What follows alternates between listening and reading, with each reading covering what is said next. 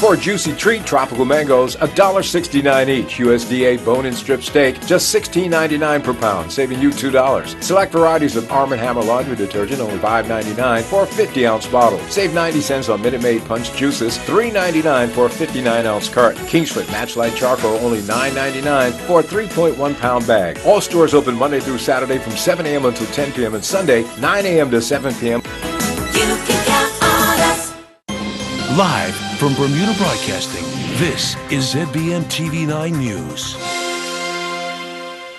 You're watching Bermuda Broadcasting News. It's Friday, June the 8th, and I'm Diane Brewer. Thank you for joining us tonight. The Progressive Labour Party's parliamentary majority was strengthened last night when its Curtis Dickinson clinched the seat of Warwick Northeast in a by-election. That seat had been held by Jeff Barron, who stepped down before. It had been held by the PLP some years ago. In the end, the PLP's candidate garnered 375 votes versus the 300 by OBA candidate Justin Mathias. Tarai Trott looks back at last night's by-election and what it means going forward. It was felt that the One Bermuda Alliance had to retain Warwick Northeast if it were to be in a position to claim to be a strong opposition party. In the end, despite the best efforts of candidate Justin Mathias, the time was not right for the imperiled party.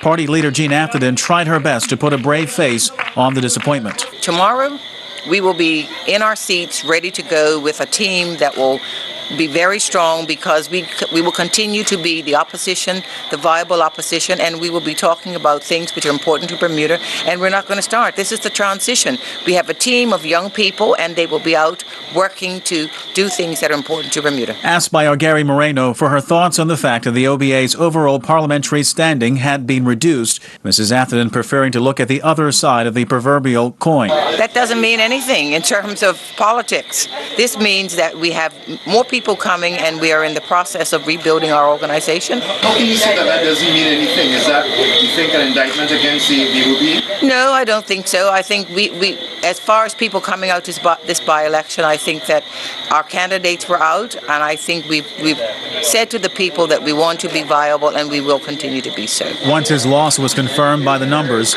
Senator Mathias vowed to keep on moving. I'm going to continue doing what I'm doing. I think the people of Warwick Northeast had a big win tonight. They're going to have two strong voices for Warwick Northeast, and that's the results, yeah. Not daunted, sorry, by the result? No. It hasn't stopped me. I know that there was a lot of people that were away. There's a lot of people that didn't make it out today, but, you know, there are reasons why some people didn't come out, and that's okay. It was an entirely different scene at the nearby Warwick Workmen's Club, the temporary by-election headquarters for the Progressive Labour Party.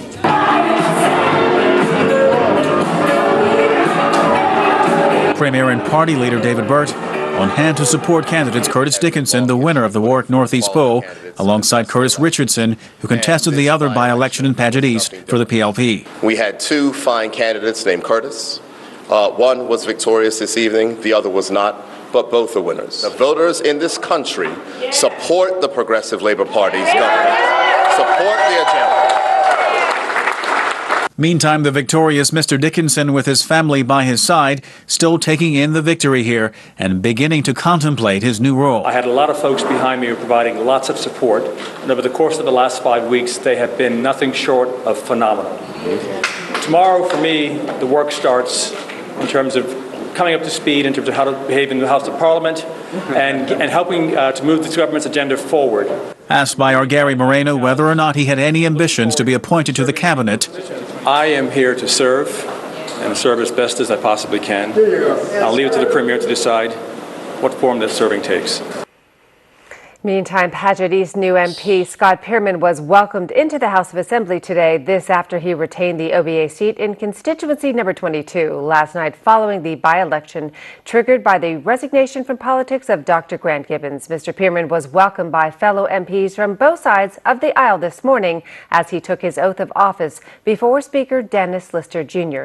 Jasmine Patterson looks back on how the events unfolded yesterday. After a long, tiring day at the polling station, both candidates eagerly entered the Bermuda College's North Hall. For the candidates of Paget East, the OBA's Scott Pearman and the PLP's Curtis Richardson, the moment they'd been waiting for had finally arrived. The vote counting began in earnest shortly after the polls closed at 8 o'clock, but due to an alarm interrupting the process, the victor would not be revealed until just before 11 p.m. We had 765 ballots that was received today. Out of that amount, we had Scott Pearman with 461, we had Curtis Richardson with 300, and we had 4 rejected ballots. So the winner of this constituency is Scott. Mr. Pearman held on to the seat previously held by Dr. Grant Gibbons, earning 461 votes out of 765 ballots cast. He thanked his opponent, Curtis Richardson, who garnered 300 votes. Well, thank you very much. I'm extremely grateful to the voters of Paget East. Let me thank everybody who was involved in today. In particular, my opponent, Curtis Richardson, who has struck me but nothing as an honorable man. He's been a good opponent, and I'm grateful for his participation in this democratic process. Thank you, Curtis. Thank you to my family, to my campaign team. Thank you to Grant Gibbons, MP, who served 25 years for this constituency. And last but not least, thank you to the voters of Paget East. Premier David Byrd and party members arrived for a show of moral support and then left for Warwick Workmen's Club to celebrate the outcome of a PLP win in constituency 25. Though he lost in Paget, Mr. Richardson's efforts were saluted by his opponent, Mr. Pearman. Well, I think he had a good opportunity last time during the general election to build upon voters in Paget East, and he continued to work hard. And I say to those voters, you know, Curtis Richardson strikes me as a good man, and I will do my best to earn your trust as your MP. I plan to represent as many people in Paget East as I can, those who voted for me and those who didn't. As a new MP, Mr. Pearman looks forward to helping to build a stronger opposition. My first order of business, probably get some sleep.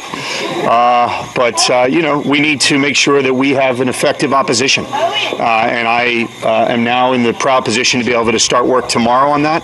And I know that there's a lot of rebuilding that the opposition needs to do, and I look forward to being a part of that. And opposition leader Jean Atherton expressed her enthusiasm at the prospect of reviving the OBA. We're in transition. We have lots of young people between Scott and Justin. We have young people who will help us transition into becoming the people's party that will do things for Bermuda as well as their constituents. And I'd like to say that, as I've said to our team members, the hard work starts tomorrow, because we will be a viable vocal opposition. Both victors in constituency number 22, Paget East, and constituency number 25 received a warm welcome in the House of Assembly as they were sworn in to officially start carrying out the electorate's business. Despite holding Paget East, the loss of Warwick Northeast reduces the number of OBA MPs to 11 compared to the PLP's 25. Jasmine Patterson reporting for Bermuda Broadcasting News. And we'll have more for you after this short break, including all the latest weather news. Stay with us. You can count on us. Save $1.20 on Oscar Mayer turkey bacon, only $3.99 for a 12-ounce package. Red ripe strawberries, $4.99 for a 1-pound package. Save $1.01 on Breyer's ice cream, just $7.19 for a 48-ounce tub. Hot price on Kraft shredded cheese, $3.89 for an 8-ounce package. Save 66 cents on Kool-Aid drink mix, only $4.99 for a 20-ounce tub. Visit our website at www.marketplace.pm for more weekly specials. You can count on us. My biggest fear in this world was losing an arm, a leg, my eyesight. I was taking insulin injections. I was also taking lisinopril and a series of other medications. There are many medications that patients are on that are very helpful. If you're able to lower the blood sugar through lifestyle, decrease in sugar intake, increase activity, you don't need those medications anymore. Whereas before, we thought if you have type 2 diabetes, you've got it for the rest of your life. We now understand that it can be reversed. People are saying, oh, gosh, Miss Wade, you look like you lost weight. What are you doing? And you just tell them you're doing the diabetes reversal program. Dr. James looked at me and he said, Sister Wade, look at you. And I said, Doc, I got my sexy back. I said, Doc, you know what? I can truly say that you saved my life. I invite you to take the first step on the journey of the Diabetes Reversal Program here at the Premier Health and Wellness Center. Welcome back. Well, government has responded to concerns raised about a planned sugar tax and has amended its implementation. Premier David Burt telling Bermuda Broadcasting today about 3 key changes. The tax will now take effect on October the 1st and will be phased in starting at 50% before rising to 75% on April 1st of next fiscal year. Additionally, exemptions will be available to local manufacturers of goods that use sugar in an attempt to minimize the financial burden the tax will cause. One of the things that is important is that government is responsive to the people of whom it serves. And there were certainly some concerns that were raised during the sugar tax, and those concerns were taken into account when the bill was tabled. But we found out afterwards that there were a few more things that we needed to make sure that we added in. So what was done, I'll just give you the highlights. The first is there was a request from industry to delay the implementation of the sugar tax. It was set to go into effect this month. We've delayed that implementation until October 1st. So that's when the sugar tax will go into place. The second thing is that the sugar tax was supposed to be at 75% immediately. We've now phased the implementation. So on October 1st, it will be 50%. And on April 1st, which is the next fiscal year, it will be at 75% as intended. The third item, which is important, is that we are for manufacturers, for local manufacturers of goods, such as people who manufacture cakes, manufacture cookies, and baked goods who use sugar as raw material and input for their baking.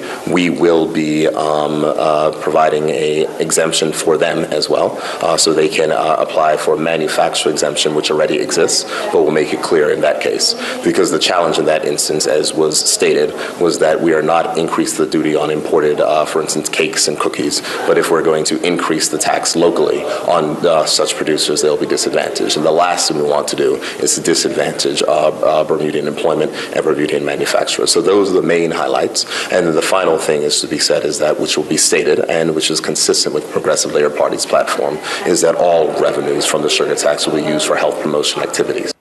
OBA backbencher Craig Cannonier has been vocal about his concerns that the proposed sugar tax will negatively affect local bakers, who he says the majority are Portuguese or black. He claims despite government's plan to grant an exemption to manufacturers of sugar-based products, job losses are certain.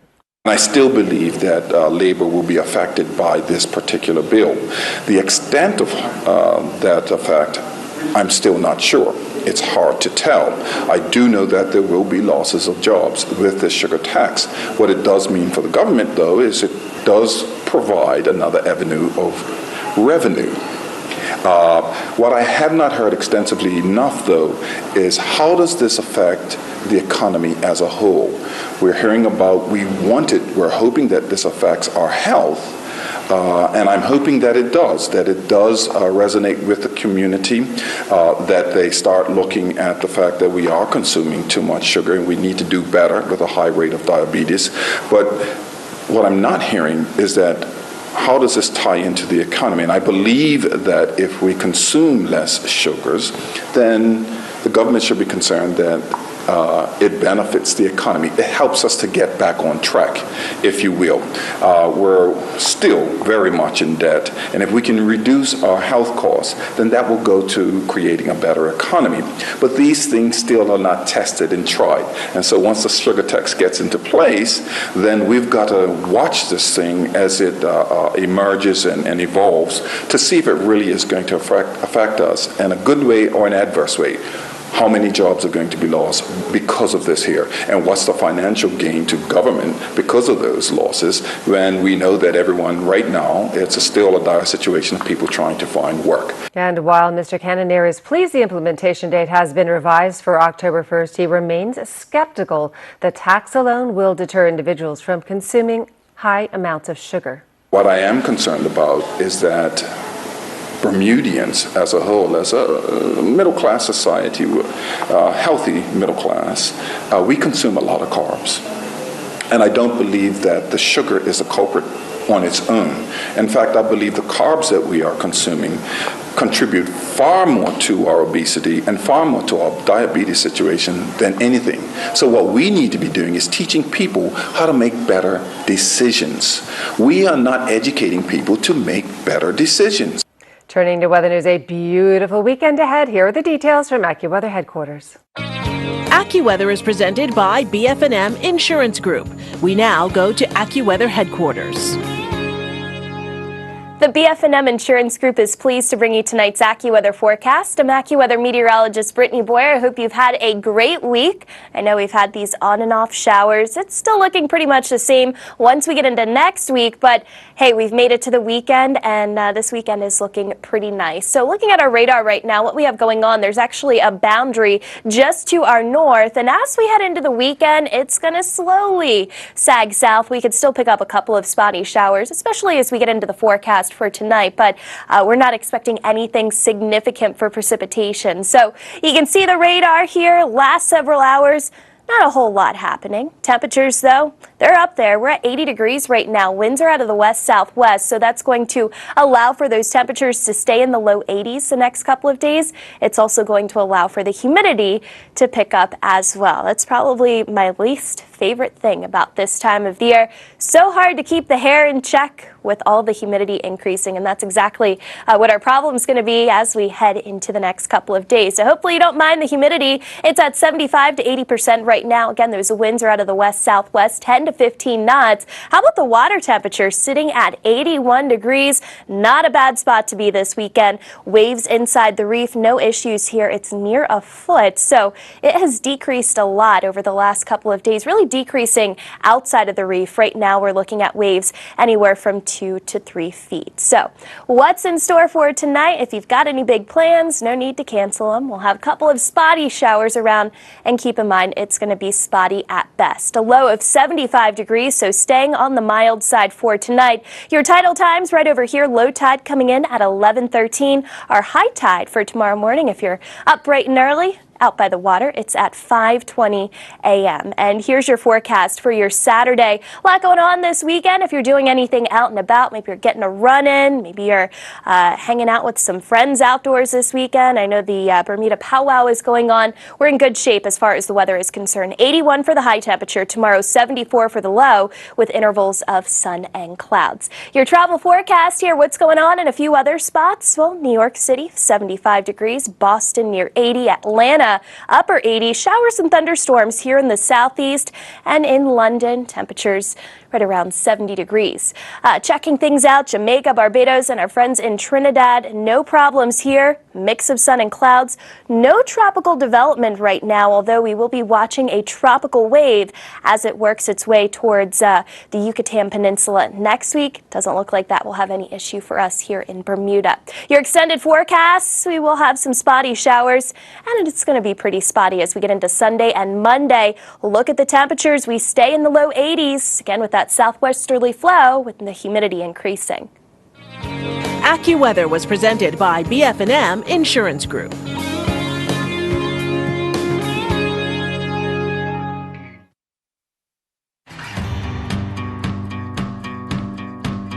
My name is Kevin Roberts. I'm a taxi driver / ambassador. My father's with BF&M, so am I. Half of my family always been seen to be with Bermuda Fire Marine. I tried a different provider at one time, but I wasn't too happy with the competition, because back then it took too long to settle claims. They questioned every claim, and I never really had that problem with BF&M. I'm quite happy with it.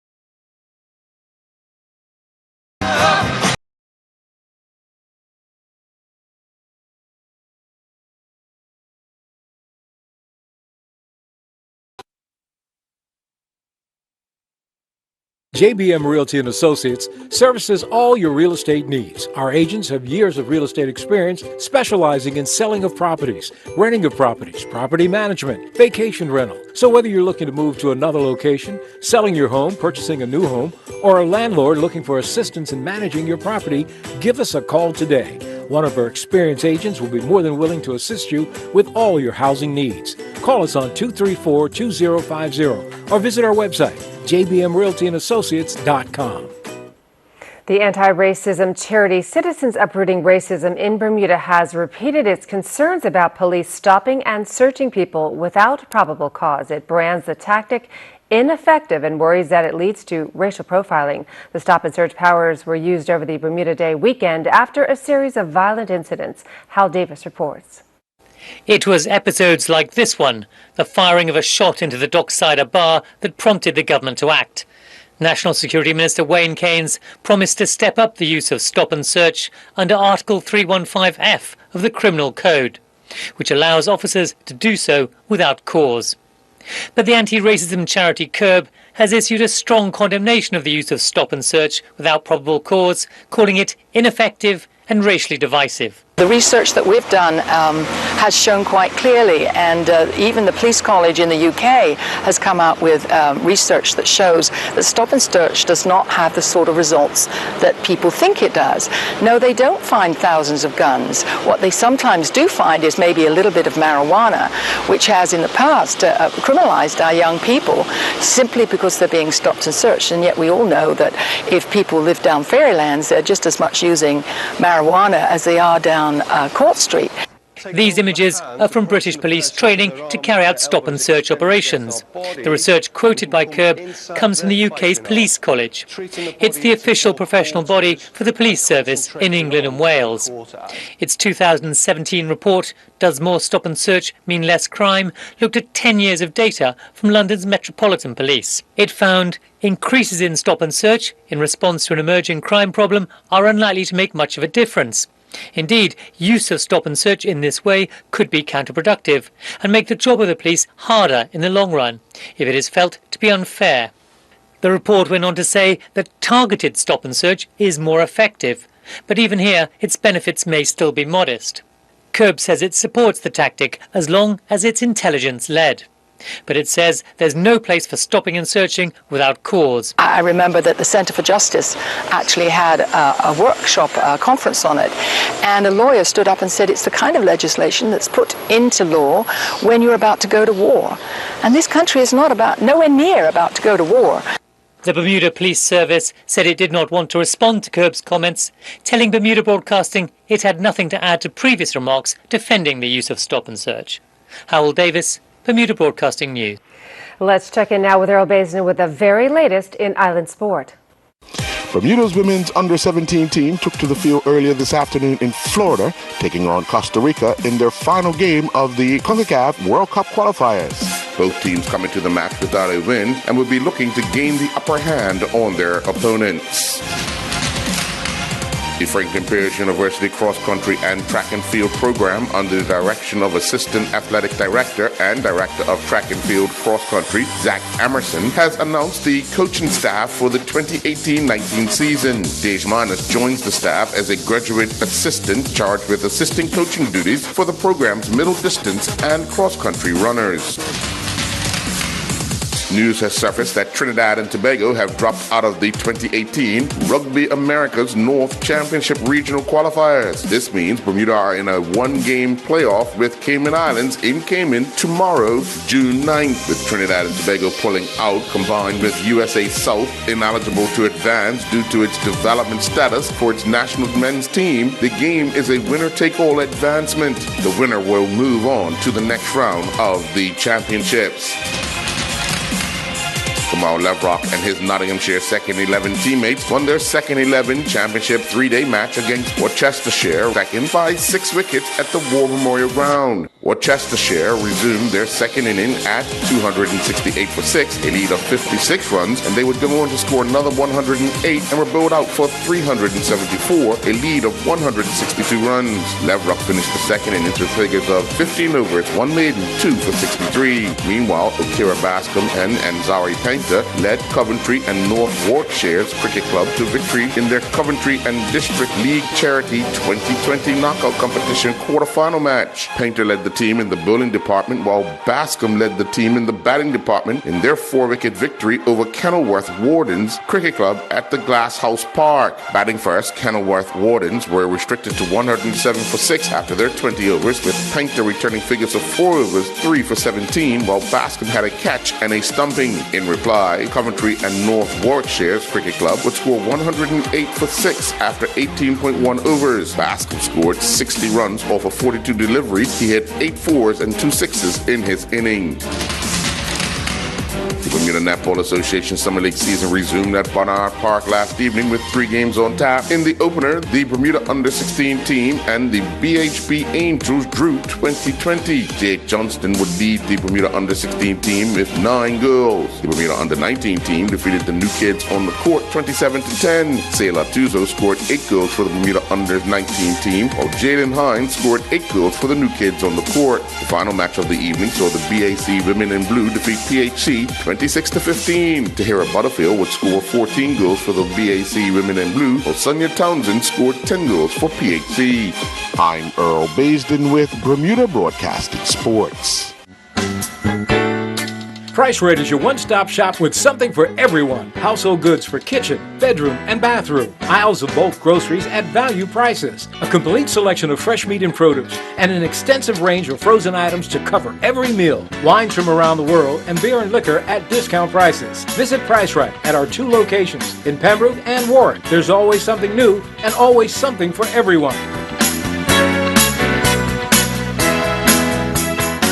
Blurry-eyed following your eye appointment? Had one too many? Or simply too tired to face the drive home at the end of a long night? There are lots of reasons why you couldn't and shouldn't get behind the wheel. Introducing HomeSafe from Security Associates, the island's only car and driver home delivery service. Reschedule with us and a HomeSafe driver will deliver you and your car right to your door. Whatever your reason for not driving, you can always get HomeSafe. Call 298-2626 for pricing and to find out how you can become a member, or visit homesafebermuda.com. Terms and conditions apply.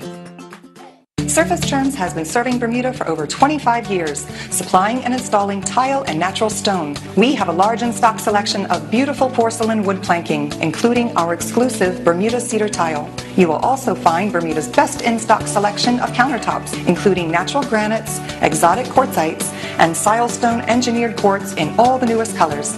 Our team will be happy to help you. Stop by our showroom at 17 Serpentine Road or give us a call at 295-8005. Welcome back. Well, the Queen will celebrate her 92nd birthday tomorrow, at least officially. Her actual birthday was on April the 21st. To mark the occasion, Governor John Rankin threw a party last night, and Tony Waterman was there.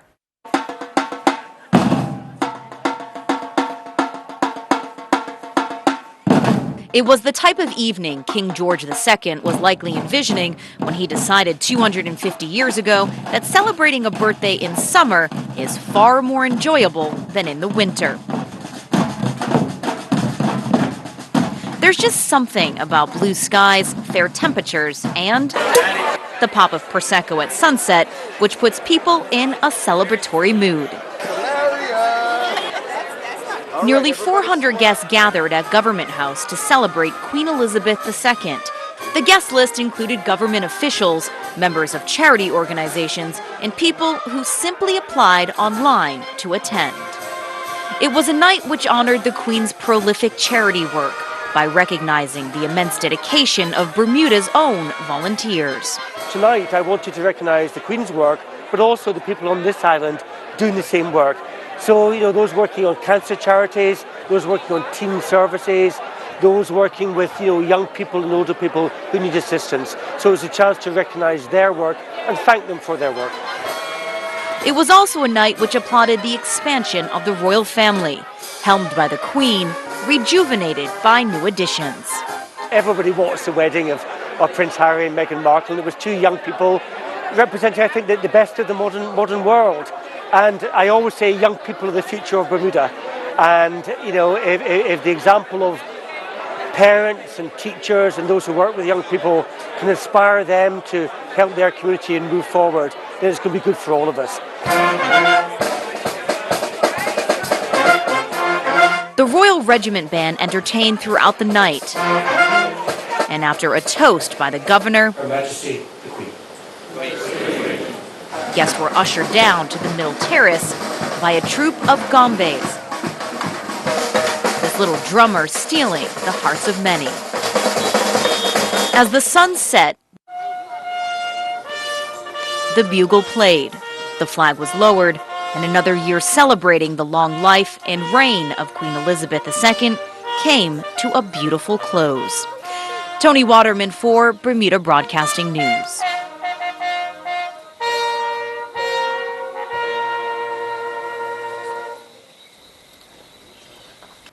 And an update, the Bermuda Under-17 women's national team went down 6-1 in Costa Rica in their World Cup qualifier in Florida. That's our newscast for tonight. I'm Diane Brewer. Thank you for joining us. Have a fantastic weekend, everyone. Good night.